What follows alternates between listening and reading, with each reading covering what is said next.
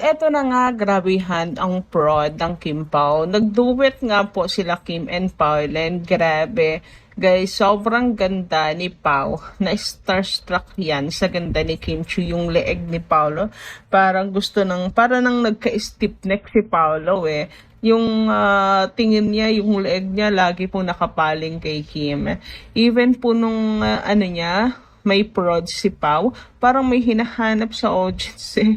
Hinahanap niya siguro kung nandoon ay nag-cheer si Kimi kasi usually talaga kapag kumakanta sa stage si Pau, 'di ba, ay nag-cheer si Kimi, nandun siya, super proud wifey ang Peg.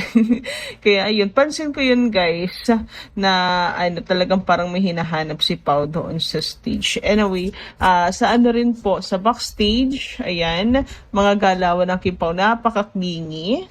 And hindi naman natin si Paolo masisisi, ang ganda naman talaga ni Kim, so stunning naman talaga niyan. Head turner talaga si Kim Chu pag napadaan sa inyo, kasi super ganda, ang ganda ng suot niya. Bagay na bagay sa kanya ang red, di ba, lady in red, litaw na litaw yung kagandahan ni Kim, yung kaputian ni Kim Chu. Kaya di natin masisisi si Pau. Don't worry, Pau, gets na gets ka namin. Huy, grabe. Kaya nga dami nahuhumaling dyan eh. Dami nagkakagusto kay Kimi. Pero wag ka mag-alala. Kasi ang puso't isip niya ay naka-stick lang naman sa'yo. Huy! Anyway, sabi nga po dito, gano'n po ka-close, parang matutunaw din ang isa't isa sa titigan nyo na yan. Grabe, di lang pipiliin ng isa't isa, di ba? Matutunaw din ang isa't isa. Paano ang titig ba naman na yan? Ay, grabe, apaka-close pa. Pero tulad na sabi ko, Pau, gets na gets ka namin kung bakit na-starstruck ka parate sa ganda ni Kim kahit lagi kayong magkasama. Apaka-Latina ni Kim Chulita. Anyway, isa rin sa mainit na pinag-uusapan ay itong pagsasama ni Fiang at saka ni Kim. Alam nyo naman, nung unang labas ni Fiang sa PBB, pinagkukumpara agad yung dalawa, ganto ganyan. Di ba nga, nabash pa ng Kim Pao fans itong ilan lang naman si Fiang, kasi nga yung mga fans nitong si Fiang lalaki ng ulo, di ba? Lalaki ng ulo na walang-wala daw si Kim kay Fiang. Pero tingnan niyo naman ngayon, magkasama po ang dalawa, and ina-acknowledge naman na si Kim po ay isa sa tinitingalang actress sa industriya, and hindi niyo po mapapawi yan. Yan po ang katotohanan. And si Kimi, di ba? Hindi po papahuli. Ibiruin nyo, laki ng age gap niyang dalawang yan. Bata pa si Fiang. Si Kimi, 30s na. So, kaka-18 lang ata niyan. Or 19 itong si Fiang. Pero, si Kimi, ang face card, di ba? Baby face pa din yan. Akala mo magkasing edad lang yung dalawa, no? At ang ganda ni Kim Chu. Patalbukin ng gown.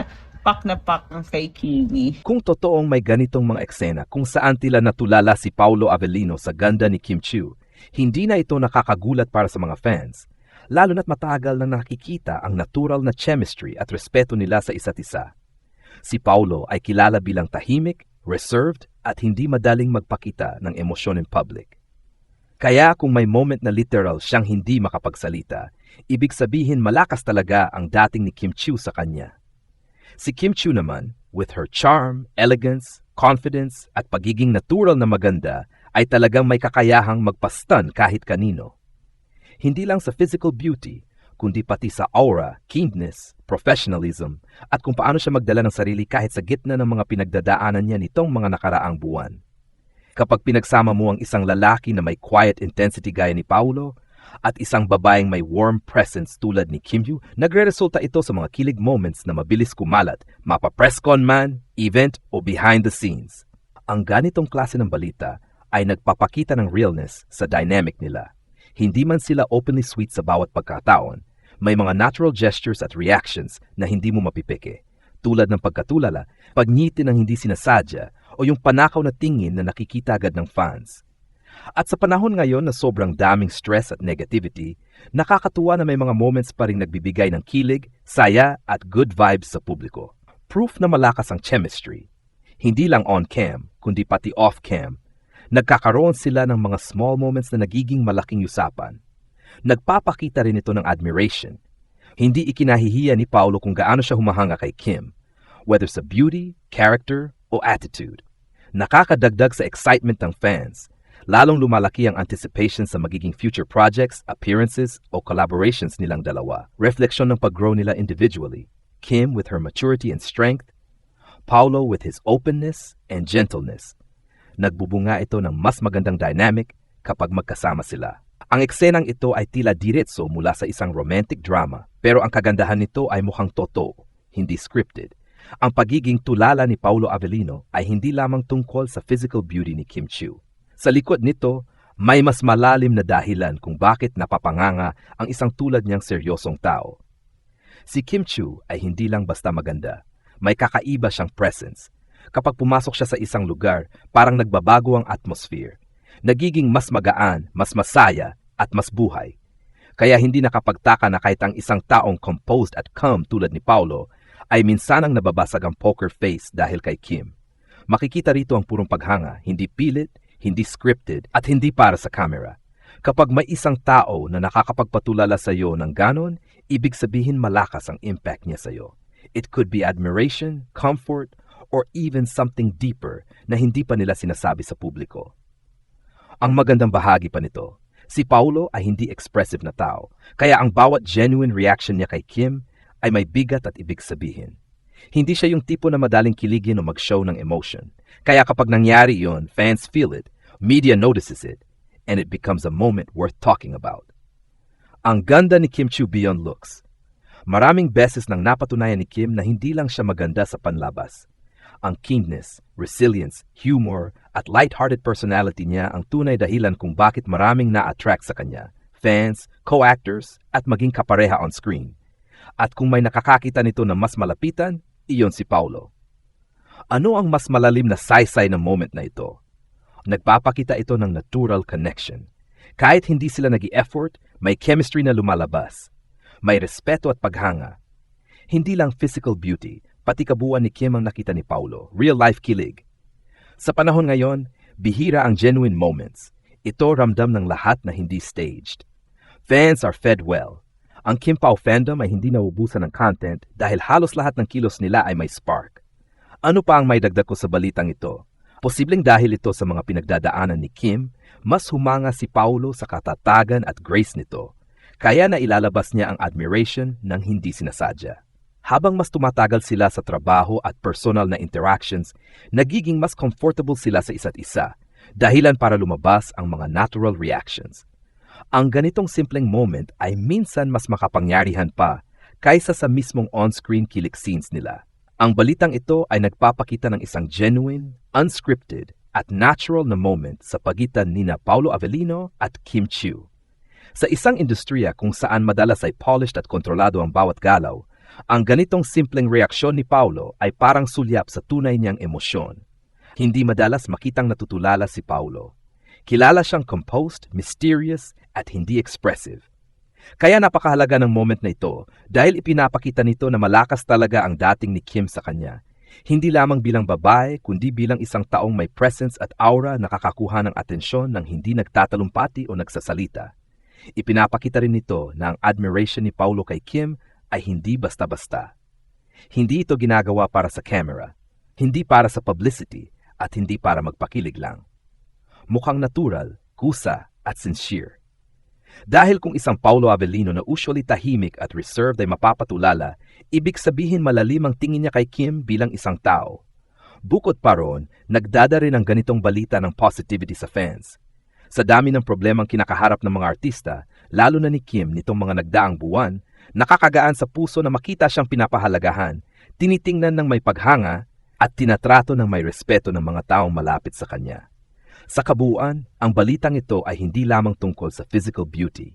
Isa itong indication ng respeto, admiration, at genuine connection. Isang bagay na hindi mo mapipilit at hindi mo maitatago. Nagiging simbolo ng mutual admiration ang moment na ito. Hindi lang si Paulo ang humahanga kay Kim. Madalas ding nakikita si Kim na nagbibigay ng subtle reactions kapag si Paulo naman ang pinupuri o pinagmamasdan.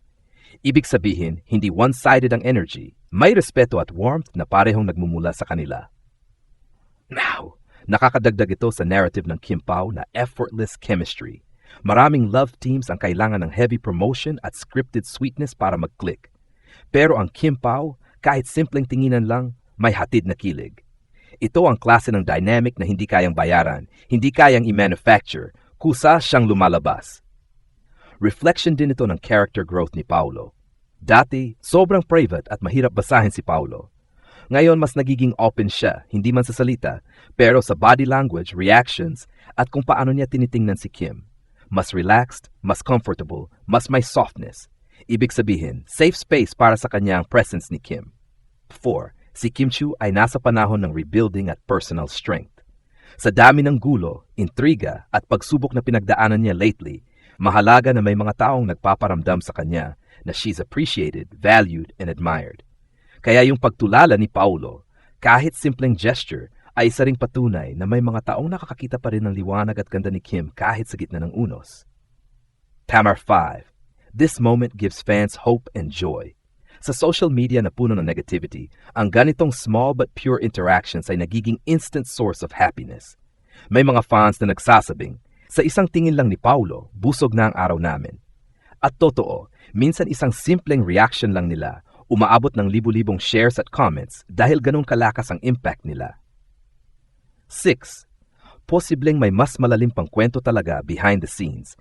Hindi man nila ipinapakita, pero halata na comfortable sila sa isa't isa. May mutual trust at may mga moments na hindi nakukunan ng camera pero nararamdaman ng publiko. And 7. Pwedeng senyales din ito ng blossoming partnership, on-screen man o off-screen. Hindi man natin tiyak kung ano talaga ang relasyon nila, pero malinaw na they bring out the best in each other.